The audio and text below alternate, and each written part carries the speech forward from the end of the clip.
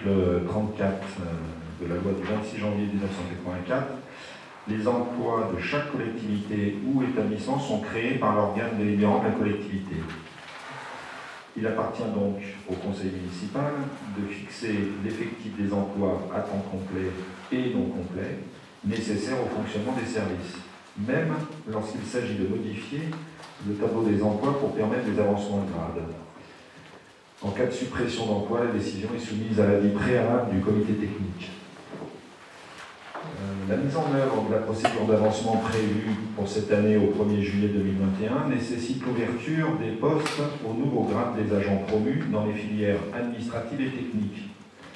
Donc, 2 agents de la filière administrative peuvent avancer aux 2 à la première classe du grade d'agent administratif principal.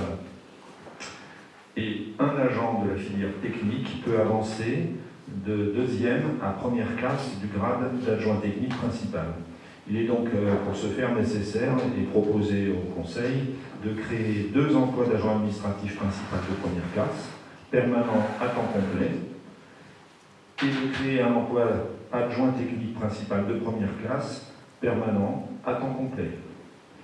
Donc, lorsque les agents auront été admis à l'avancement au 1er juillet, leurs emplois actuels au grade d'agent administratif principal de 2e classe et d'adjoint technique de 2e classe seront bien sûr supprimés.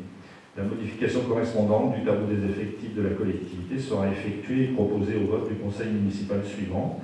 Donc c'est les 2 annexes que vous avez avant, c'est-à-dire l'état actuel, puis après le vote, l'état futur.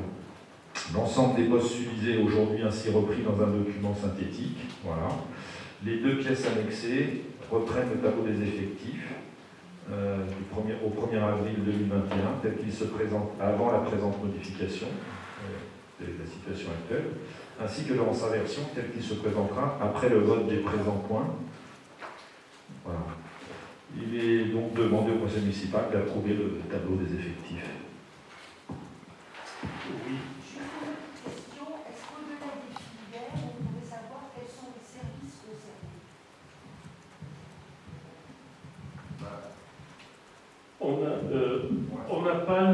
On n'a pas le détail ici, on le fournira, bien entendu. De même, je me rappelle que Madame Boussala avait demandé un détail complet sur ce qui se passait dans les cuisines au point de vue investissement. Donc nous l'enverrons dès le début de la semaine prochaine. Vous aurez un détail à l'euro près et au chapitre, enfin, et à la dépense, et même chose pour les personnels.